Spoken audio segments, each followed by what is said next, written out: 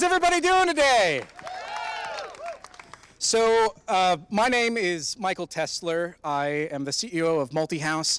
And about 30 days ago, we had the idea of could we take the amazing communities of fandom and rally together to help our Los Angeles community as we recover from the wildfires.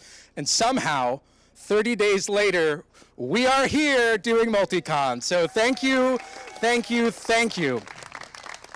Now, we're very lucky because we have an extraordinary organization who we've partnered with, the United Way of Greater Los Angeles, and their Wildfire Recovery Fund. Woo, indeed. They've been doing such extraordinary work as they have for years, and they've been an amazing, trusted partner, and they gave us the chance to put their logo all over everything, so we tried to do them proud. So thank you so much to the United Way for trusting us. And all proceeds for today's event are going directly to the United Way of Greater Los Angeles. So every autograph you get signed, every piece of merch is all going to help our community rebuild. And if I've learned anything about Los Angeles in the past 8 years since I moved here, it's that we're pretty strong and we're pretty resilient. And I've never been more proud to be an Angelino, and I hope that all the Angelinos in the audience are feeling the same way right now. And we're gonna rebuild because of everybody here, because of people like you. So thank you all for taking your passion. Give yourselves a round of applause for taking your love of all things nerdy and using it for good. So we've got a pretty extraordinary lineup with every single name that came in. I had to promise myself I wasn't going to fangirl as I met each and every one of them, whether it be some of our favorite celebrities from one of my favorite series, The Walking Dead, or from a galaxy far, far away in Star Wars, or for those of you that love the Marvel Cinematic Universe, or the DCU for that matter. So we've got so many different representations of some of our favorite stories all here today. And on top of that, we also have some of our favorite cosplayers and content creators. We've got some of them right over there. I've been like a fan of these guys for so long. That's Hawkeye, we got Scarlet Witch, we got Leia on Endor, Superman. We got everybody. So we got the Ghostbusters out there in Vendor Village. Be sure to say hello to them. My favorite humans in the world, the 501st Legion, are here. Vader's First, they're here. You're going to be seeing them a little bit later today. So we've got all these amazing panels. We've got so much fun. But none of this would have happened if it weren't for the chairman of bond companies and the fellow that had the crazy idea to create the largest urban forest in Los Angeles. There is 6,500 plants and trees right here. And this historic site that was originally built by Paul Revere Williams, the first black architect in the American Institute of Architects, Mr. Larry Bond saved this property, that historic property, the architect of the stars, and turned it into this extraordinary campus and generously donated the space for us to use and has been an amazing partner. Larry, I love you so much, and I'd love if you'd come and say a couple words. Give me a big round of applause for Larry Bond.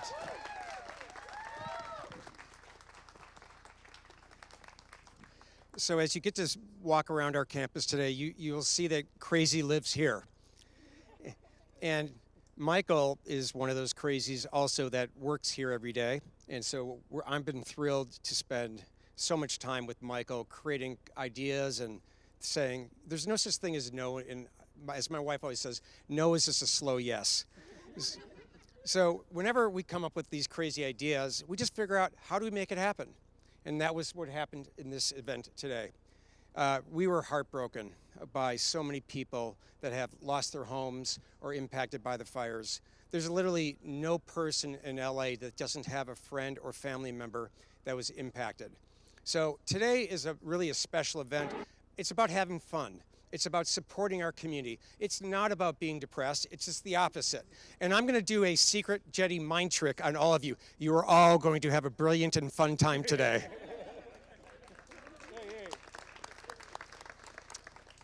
So when Michael and I started talking about this idea, we said, what is the kind of one nonprofit that we know does phenomenal work? And we both immediately said, that's the United Way of Los Angeles. And that's spearheaded by a very good friend of mine, Elise Buick, who's the CEO of United Way. And she'll be up here in just a second. But the most important part is, while everything is going to United Way, I wanted to make sure, and Michael wanted to make sure, that this organization, which does great work, puts it in the right place to help others. And that's why I was so thrilled that she said yes to be our partner today in all these events. So the other thing I would say is Michael left out is, he did talk about the 501st, but there may be a little bit of rebels. They're going to be showing up today too. Rebel scum. Rebel scum again, and so we'll see if the stormtroopers can handle it or whether the rebels are going to overtake the stormtroopers. I don't know. But if not, we have Superman here. We've got Hawkeye. We've got plenty of superheroes here today to take care of it. Anyway, with that in mind, Elise, please come up to the stage.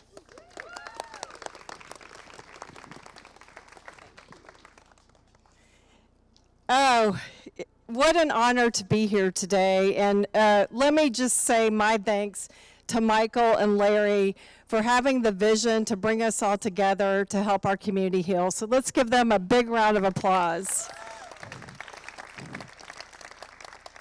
This has been and continues to be a very devastating time for our community. And the fact that you're all here today to support us means the world.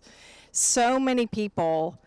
I've been in LA a very long time. My accent, I'm originally from Georgia, but this is my home. And just to see the level of devastation of workers who've been displaced, people who've lost their small businesses, people who've lost their homes, whether they're renters or owners, entire communities and neighborhoods just gone overnight. I don't think any of us could have imagined what would take our communities away. But I agree with Michael. I think LA is at its best when we come together. And today is just the representation of that. And so the generosity of you buying tickets and buy lots of merchandise is going to allow us to help people rebuild their lives. It's going to allow us to give them hope. And it's going to allow us to rebuild differently. To make sure that there is equity in our rebuilding, to protect neighborhoods, to protect home ownership, and really come back from this even stronger. So we couldn't be more grateful and honored to partner with Michael and Larry on MultiCon. But the real power of this is all of you, and I think we have people watching us online. And so the power of community together, that's what United Way stands for, is how we come together united for LA. So let's have a great day, and we can have fun and really help rebuild lives together. So thank you so much, Michael and Larry.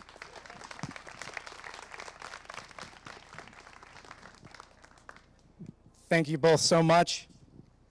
Who's ready for our first panel? So, I'm not gonna lie, there is not a single episode of this series, or any of its spin-offs, or any of its comics that I have not watched or read. And the fact that this is happening right now makes me want to cry. The fact that I'm looking at some of these guys right now who I've admired and loved for years and years is extraordinary. I'm so excited to welcome our very first panel, one of the greatest television series ever created, based on one of the greatest comic series ever created, our Walking Dead panel.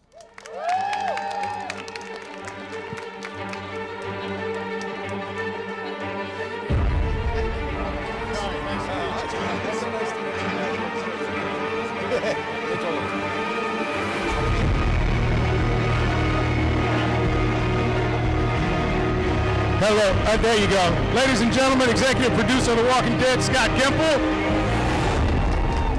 Ladies and gentlemen, Mr. Michael Cudlitz, the Abraham.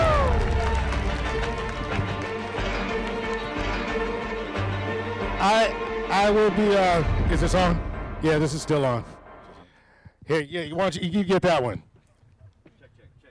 Check. Hey, there we go. Check. And ladies and gentlemen, your moderator for today, Khary Payton. Thank you very much. Yes, Thank you very much. nice to meet you. No, I'll be the moderator for today. I'm Benjamin Watts. You will recognize me. I played a walker in every single episode of The Walking Dead. Awesome. So I'm going to be doing that for you today. No, ladies and gentlemen, this is your wonderful, esteemed Walking Dead panel. That's right. We have showrunner and franchise overseer extraordinary. Something like that. I love the confidence there, Scott. Scott Gimple, here we go. Now you know his voice for Black Samson from Invincible, Cyborg from Teen Titans Go, and of course you know him as the very royal King Ezekiel from The Walking Dead. And you might know him as Officer John Cooper from Southland. Also, yes, we got Southland fans. Also, most recently, Lex Luthor in the Superman and Lois series. Yeah, we got Lex Luthor fans. But of course, the always lovable and hilarious Abraham Ford from The Walking Dead, Mr. Michael Cudlitz. Thank you very much. Hi, guys. Did we miss anything? This is the one time that I'm going to just tell you everything I've ever done, so that if somebody you know wants a picture or an autograph, just look through all of the crap that I've done. You know that I'm sure there's a kid who wants it. I was Rafiki in on Disney Junior. So if you want me to There's a Christmas present in there somewhere. someone needs to talk to Rafiki and tell them to listen. You know, all of it. I'm going to be shameless about plugging all of these guys. Lex Luthor, ladies and gentlemen, might be the baddest Lex Luthor anybody's ever seen. I don't know if anybody's going to step to that Don't Lex get Luthor. into that conversation. Yes, exactly. Exactly. So, The Superman fan base eats its own. yeah. They love Superman, It's not each good other. that you're such a big man, you know, because you still got some, you know, some thickness to you after being it. So, but Lex Luthor, ladies and gentlemen, Fillmore, the executive producer and creator of Fillmore. Who's him? Who remembers? Come on, give it up. Right down the front. Man, right has been down the doing front. it. Exactly. All right. That's all I've You're doing got. such a great job, Khary. I'm happy for you to take it. I told you this was going to be the easiest job of your life. Yeah. I'll just set my mic down. And Yeah, just take a nap, man. Enjoy it. This is a beautiful facility. I had no idea that this was here. I'm gonna get a cot and just pull up. The only thing is, I don't think I'll ever know how to get out of here because there are no right angles. I just have to keep moving around the circle until I slowly make it out. I don't know if I'm ever gonna get out of here. So let's get to know each other and be nice. That's right. Now, we're going to kind of cover kind of the beginning, the middle, and the end. So, Scott, I want to start with you, especially... You know, I might have a problem. Okay. No, that's my voice. Okay. So, first off, now you came aboard the series in season 2 kind of as a writer-producer. Eventually, you became the official showrunner in season 4. So what was that kind of journey early on for you, getting introduced to the series and taking the reins? You know, we were, Khary and I had breakfast yesterday. We were talking about this. We were talking about like beginnings and endings and middles. I was working on another show. It was kind of a hard show, and Sunday nights meant a lot to me. It was a power night. It was Boardwalk Empire. It was Luthor, and then Walking Dead. I might have the order wrong, and Walking Dead, I had read the comic, I'd come from comics, it meant a lot to me. And so I had heard that there was a lot of turnover after season 1, and my agent had called me up and said, oh, you have an opportunity to go meet on The Walking Dead. And I told him, yeah, no, I don't want to. Because it meant so much to me, because those Sunday nights were so enriching. They kind of powered me up for the week, and I didn't want to sully that by seeing how the sausage was made. And my agent's a pretty even guy, but he came down on me pretty hard.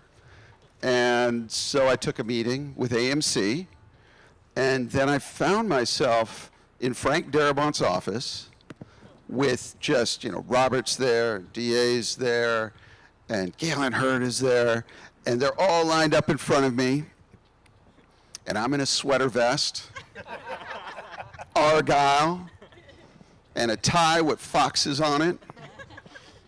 And Frank, you know, legend. I mean, so much amazing work, but Shawshank Redemption, you know, like the Bible. And he's smoking a Nat Sherman and blowing it out his window. Sometimes I think of my friend, Andy Dufresne. You gotta turn this up so I can do mine. I can't do Morgan Freeman loud. You gotta turn him up. There you go. And Sometimes I think, when I look out the window, I wonder, could this man fly any higher? He crawled through 100 yards of shit that I don't even want to think about. Yes, absolutely. This is how I put myself to sleep. Go ahead and finish your no, stuff. that was going through my head. So this is coming to a close. Frank brought up a show. I'm not going to say which show. No, I'm not, because I say something negative. He goes, this show, which I'm not naming, is the best show on television. And without a beat, I did it just like this. I said, not so much. He turns and looks at me, a look that I would come to know, looks at me over his glasses. Robert kind of winces, and everybody's just silent, and I just say, I'll show myself out. And Frank said, no, I don't want everybody just to think like me on this show. I want a variety of viewpoints. And I was like, oh no, I really want to be on this show. And that's why I went on, or that's why I hoped to get on, and then it worked out. So It's agreement, man. Now, obviously, the series lasted 11 seasons, so you've got kind of eras that kind of broken up. You've got your early era, and then we introduce Abraham, Michael. In season 4, you come along, and you're just this fan favorite, lovable character. And in fact, in doing more research for this, there are multiple videos on YouTube just saying why Abraham Ford is the most underrated character on The Walking Dead. Like, the fandom is real. So did you feel that when you came aboard in that first season that you were there? Did I feel I was underrated? You could tell Scott. Still is. No, I don't think he was underrated, even though Man, the Santa Anas are still happening, y'all. murder me. That's why we're here. No, so what's the question? I was just saying. What's the question behind the question? When the first season you came on, were you automatically feeling that fan love? No. Oh my God! you see, I like being the first panel because you get out the kinks. He's gonna shake it all out. Just Michael, be mindful of that. Yes, so I you am. can- It's soft, I've got, and I have a big hard head, so we'll be all right. I'm taller than you guys, so I'll take the brunt of it. No, it was interesting coming onto the show for me because when they hire, and this is sort of across the board, I think they did it all the way to the end. When they would hire you, you didn't know what you were being hired for specifically in direct relation to the comic book. So I came in, the audition material was, all the elements of the character were there, but the name wasn't there. You know, I was someone who was, definitely mission-driven, trying to get something done. And I think it was a really wonderful, convoluted situation they set up where I had to go to my neighbor's house that I hated and grab his Range Rover, which was brand new, and take it out to the desert and do something. And it's like, no, I'm not giving you my car. So I had to get the car from him, and this is sort of like the determination of Abraham and the drive, and the mission was more important than my neighbor, and so it was that type of thing. So when I was given the material, I didn't know what I was auditioning for. I just come off Southland. They wanted me to move to Georgia possibly to do this thing that they wouldn't tell me what it was. So I think in the beginning, a couple of times I just said no. I didn't know what it was, They eventually came around, long story short, let me know what it was. I knew what the character was in the comic, and the sort of the projected lifespan, kind of, because Scott had said they really wanted to get back to the comic and the linear narrative of the comic and its sort of timeline, which they had strayed from a little bit, and some characters that are still alive, or were still alive till the very end, actually had been killed off early on. They really wanted to get back to the comic with the core crew that they had, and really tell that story, in a parallel universe with the comics. So I knew that I would be on for a couple of years, but I also knew that the show was really coming into its popularity. So there's kind of like a weird responsibility you have to sort of not screw it up, because like you don't want to be the guy who can, oh yeah, we came in with our group and we ruined the show.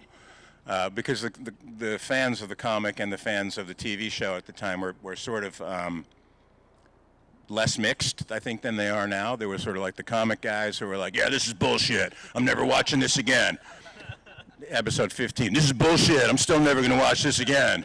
I don't care what you say. I'm never watching it. Like, they were all watching it, but some were hate watching it. And I think near the end, everybody sort of blended in, and the people who didn't like the way the show went dropped off, and the people who did all sort of came together and coalesced, and we had a really, really strong fan base that was, in my opinion, wonderfully critical of the show, mostly for all the right reasons, because they wanted these stories to be protected, they wanted these characters to be represented properly, and they fell in love with these characters. So coming into that, and not knowing how the fans were going to respond, knowing that you were going to be on for a while and you are one of the sort of main comic book characters, it's kind of terrifying at first, because if the fan base turns on you, you're dead, and you still have to do the job. So you have to now show up every week knowing that everybody hates you. So the fact that there was a very positive response to it obviously makes my job easier. But it was nice knowing that the fans felt like we were representing, my group with Abraham, Eugene, and Rosita, knowing that trio, in the eyes of the people who were watching the show for the first time, but also those who had the comics, they all felt that we were doing justice to those characters. So that is very satisfying. Now, I will bring up one thing that Michael brought up, and it's one of my favorite things, is this was an era of like secrecy, and so whenever we were auditioning someone, we wrote up like fake scenes, the scenes not from the comic. And I will say my dream is for the people who got the roles to perform those scenes, like to get all of them to perform their scenes, because some of those scenes are crazy. Like Josh McDermott was at a high school reunion, and he ordered like puckered neat, and gosh, the gentleman Andrew West, who played Gareth, he was like a spy in an office, like all these crazy scenes. So I just want to put it out there to the universe. That's hilarious, because my audition, you just changed the name of the tiger to Nala and made her a lion. You tried, at that point, you had just given up. Nobody will ever know. Yeah, you were like, I got him smooth job this time. Yeah, I have the why on that one. Ezekiel has such a specific voice. Oh, yes. Ezekiel has such a specific voice, there's no reason to try and hide the ball. Yeah, no, it helps so much, actually, because I was able to, when I auditioned, I went and read the comic, and that audition came straight out of the comic book, when he explains his whole relationship to how he became king and how he came to have a tiger in this odd situation. And so I read it, and it said that he kind of slumps in his chair and he becomes a different person. And as I was reading it, it never said anything about his voice changing. And I've done so much voiceover work over the years that was the first thing that I went to, is that, this kind of, Shakespeare in the Park guy, talks like he's sitting down with you at a barbecue. And I honestly think that might have been the thing that stuck me out of the hundreds of guys that they auditioned for Ezekiel. I remember I had done like 9 pilots over the years since I've been in LA, about 20 years, and that didn't go anywhere or got canceled after an episode. The Hank Azaria show. Yeah, the Hank Azaria show. I did one episode of Hank Azaria. That was my first job, I think, when I got to town. But I had gotten to 2016, and I was like, you know what? I don't think I need an audition, a pilot because I'd always thought to myself, I'm going to go to L.A., I'm going to get a pilot, then you get on it, and that's how it goes. And That's what everybody does. Yeah, and Just come to L.A., get a pilot, work for the rest of your life, make a bunch of money, and retire. Yeah. Pretty straightforward. I don't know what everybody's having such a problem with. Yeah. And I was lucky to have been working and making a living in L.A., but I hadn't made that next step. And I remember it was. You just weren't trying hard enough. I wasn't trying hard enough. It's pretty easy, Khary. Yeah, and honestly, thank you for calling me out in front of all of these good people. They need to know the truth. But I told my manager, I was like, I don't think I need a pilot. I think I need an introduction. And I got that audition, and I walked out of there, and I've been hiking these hills in Griffith Park, and I was like, I felt really good about the audition, and I said, I need to gain some weight. I got a feeling about this thing. So for the next month, I shoved creatine down my gullet, and ate a bunch of chicken breasts and all of this stuff, and because the next day they said they really like Khary, but this is kind of an important character in the comic book, so we'll see you in a month. We're going to go audition every black man between the ages of 40 and 75. And I'm not sure if that's what we said. that was what was telegraphed to me. So I was like, fine. I'm gonna go and add a couple of pounds because Ezekiel in the comic book had more pizza experience than I had, and so I just wanted to do my due diligence, and so when I finally got the part, and I sat there on the throne next to this tiger, which was just a shiny spherical ball. I remember looking at him and thinking, God, I hope you look good. Because if you don't, I'm going to look like an idiot. And it turned out she looked gorgeous. And was actually, we took the tiger, we took the tiger and bought the data from a movie which happened to be my favorite book that I had ever read, Life of Pi. Richard Parker from Life of Pi is the same tiger that is Shiva, and so it's really kind of cool to me that Richard Parker is actually my co-star in this show. I love being on stage right now. I'm sorry I'm talking a lot, but I just want to say every time, because we're talking about beginnings, the first person I met when I walked into the makeup trailer was Cudlitz, because Abraham had just been killed and he was trying to throw everybody off by hanging out for the next episode. So he was actually, he had just, he was starting his incredible career as a director, and was shadowing Greg Nicotero. Right. And so he was hanging out, but he was shadowing him in full costume. Getting his hair done and his facial hair and everything looked just like Abraham. I walk in and I see Abraham, and he gives me a big hug. He's just about the warmest man you ever want to meet. Okay, it's a great way to be welcomed into a place. But he looked me in the eye and he said, man, welcome. Your life is about to change. I don't know if anybody's told you this yet, but your life is about to change. And he said, you got kids? And I said, yeah, I've got kids. He's like, you remember before you had kids? You remember the moment you had a kid and you looked at that kid? It's like that. Nobody's going to be able to explain it, but everything's about to change for you. I'm really excited about your journey. And it's one of the most accurate things anyone's ever told me.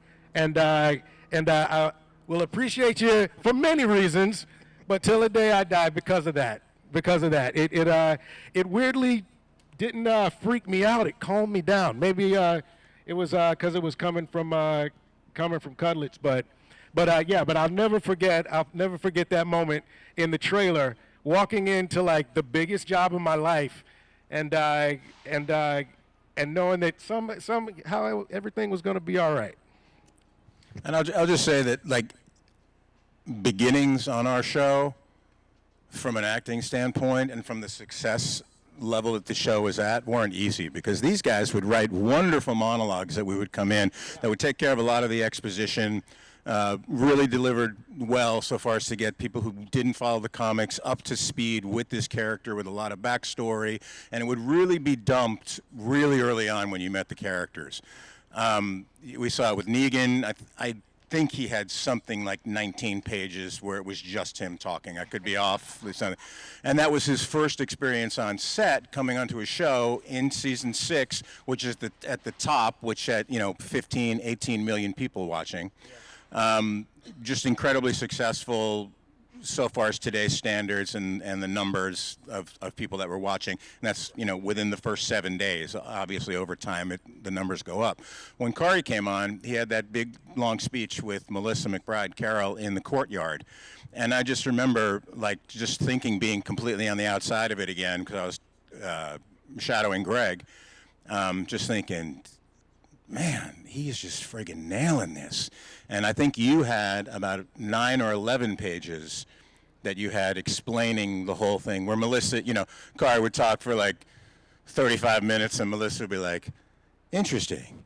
And then Khary would go on for another 15 minutes. No, but I think in total it was a good 7 or 8 minutes where you were, it was just you, and that's your introduction, and that's that's first day of school for us.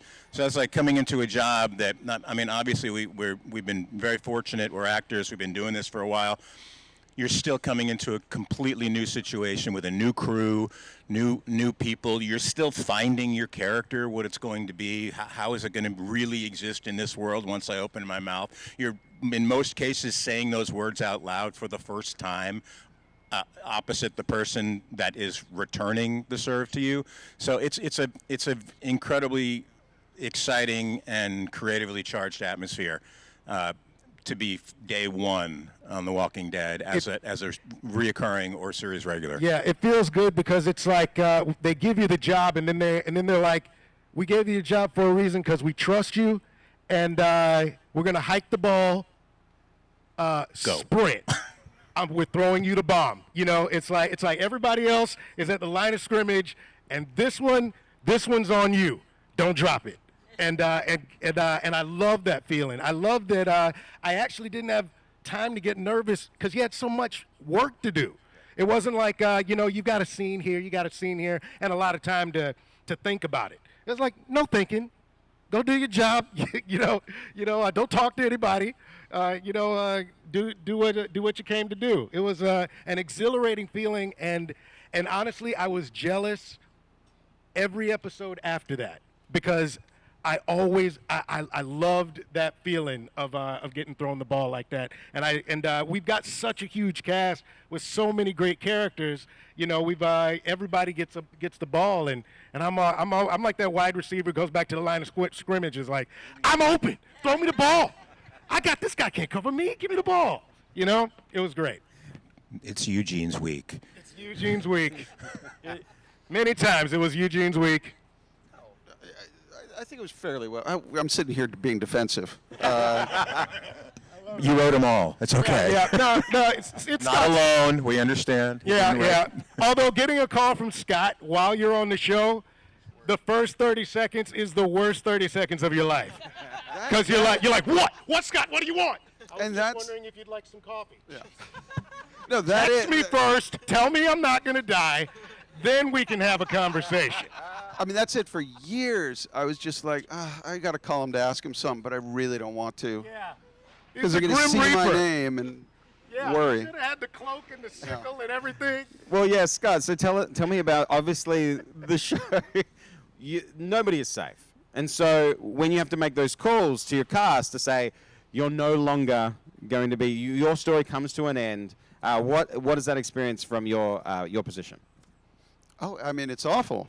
Because The Walking Dead was like the greatest summer camp on Earth. It's like we shot the same period of the year every year. It's in rural Georgia.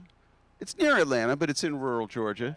And everybody bonds real quick. And one of the worst things about The Walking Dead is for all the people that came through there, and a lot of people came through there, it was like the most functional set.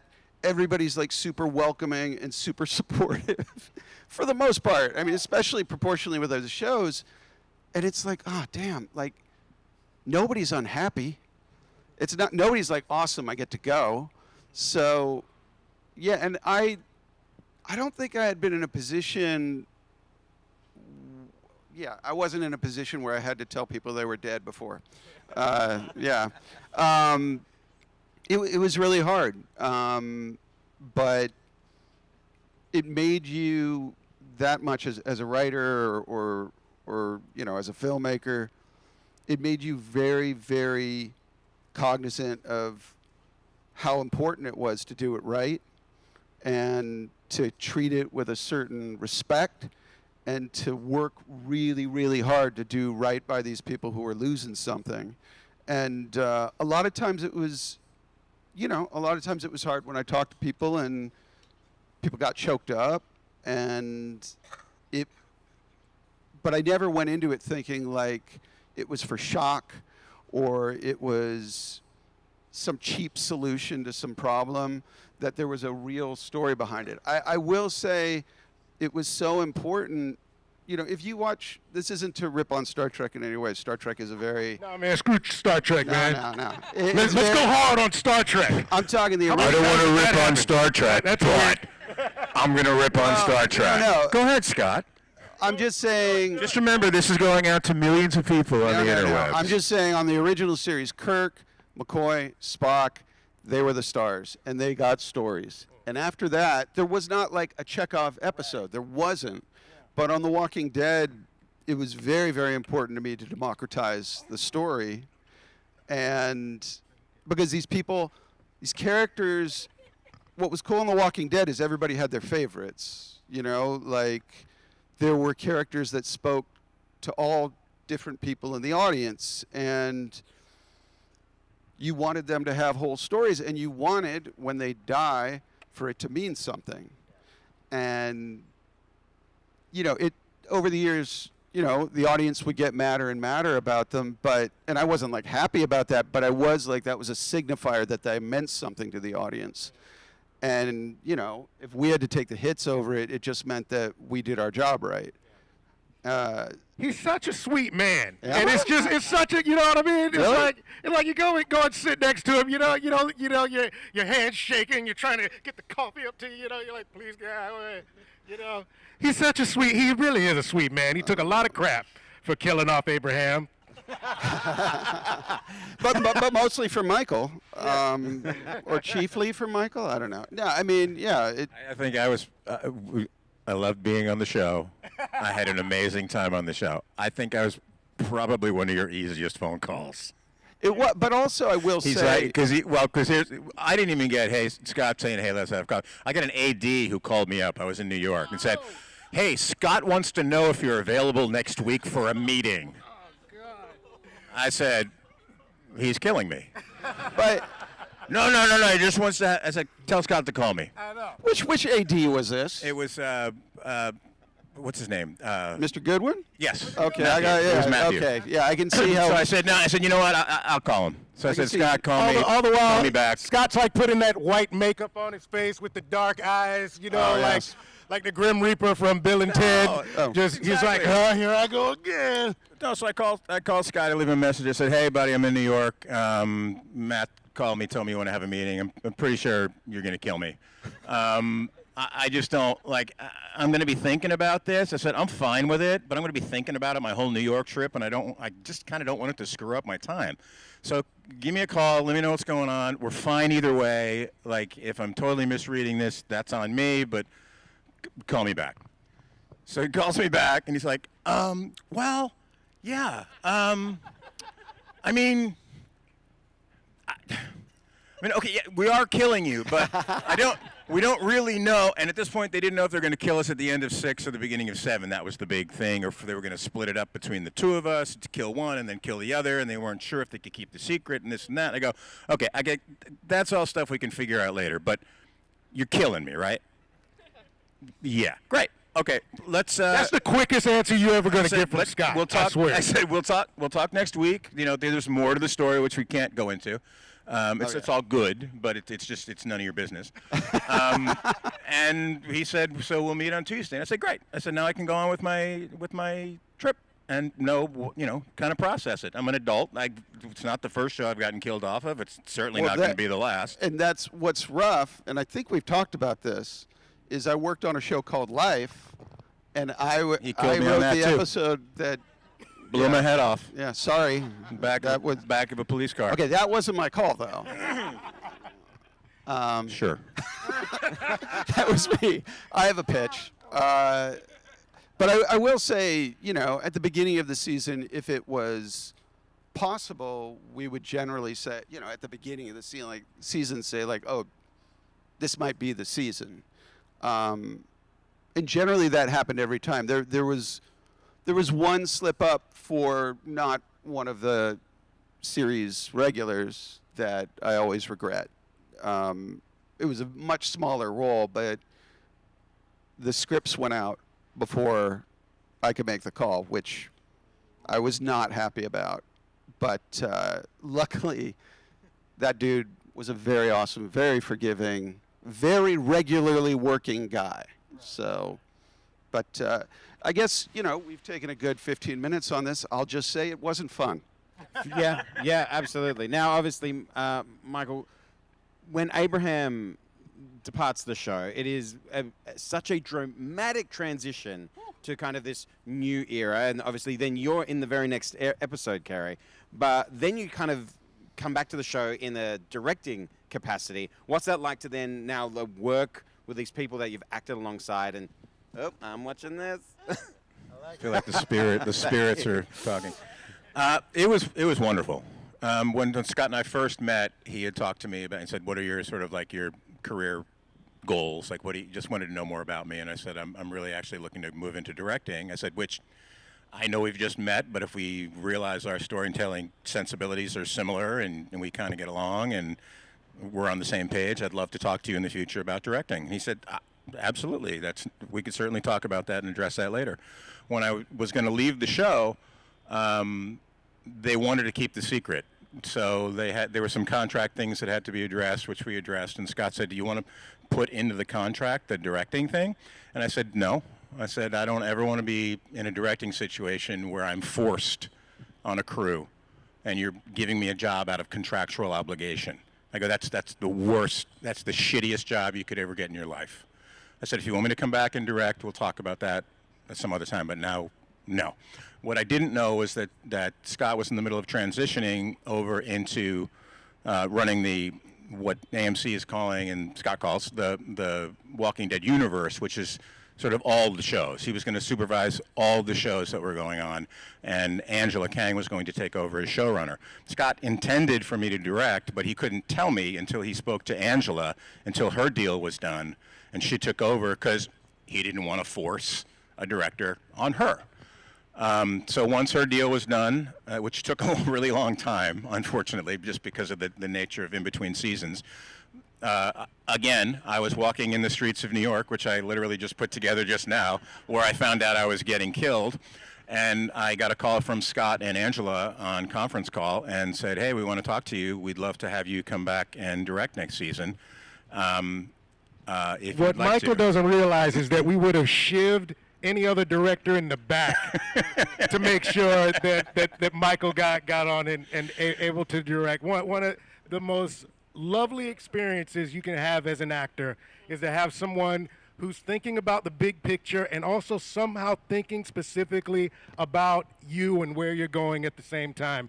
And Michael has an ease about it and also a giddiness about getting it right, because it's amazing that anything works out well in television or film. There's so many elements that have to be gotten right.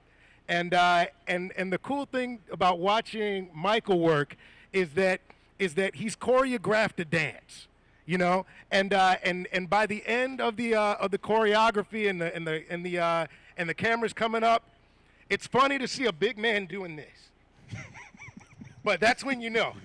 when he's like, oh, it's happening. The dance is happening, and it's exciting. It's exciting and wonderful thing to see him be a part of. All right, go back. No, that's great. Thank you. Appreciate that. I like it. I love it. I love being on set, and I love working with these people.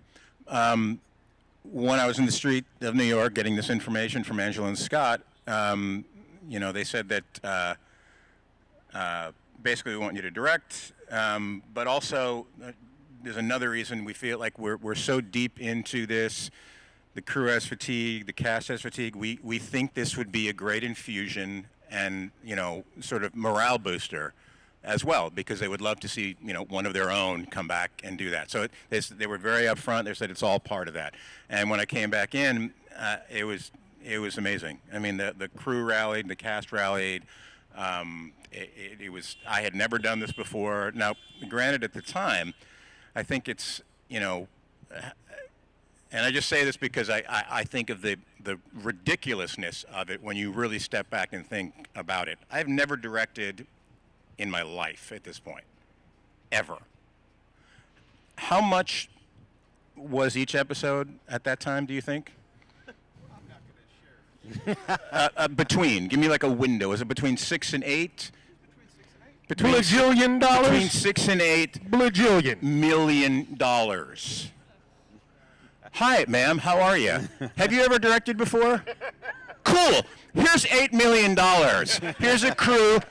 Go do something. How dumb is that on its face? I mean, I love you, but I would come home, I would talk to my wife, and I would be like, what the like when you step back, and you look, and you're like, what the hell are they thinking?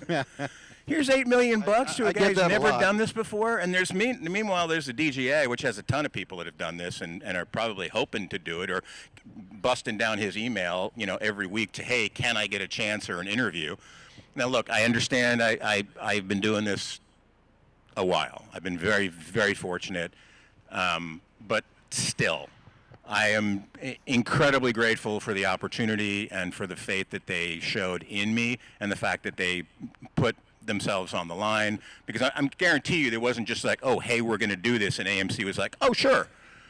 I'm sure someone had to be reassured at some level, because those are the guys given the $8 million. And honestly, it's changed my career. Well, the one thing that's evident more than anything is that clearly you had a family in front of the camera and behind the scenes. And Khary, you were right about one thing. You made my part of this panel the easiest job in the world. Now, I want you all to thank the wonderful panel for being here. MultiCon, thank you so much. Now, please stick around, everybody. In the next panel is Wonder Women with Jackie Tone and Bitsy Tollick, so stick around. And you guys Bitsy. And let's just give one more big round of applause. The one, the only Sergeant Abraham Ford, King Ezekiel, and extraordinary showrunner, Scott M. Gimple. Come by, guys, come by and visit us at our tables, even if it's just to say hi. Obviously, everything's going to a great cause, so we'd love for you to purchase something, but you don't have to. Please come up and talk to us.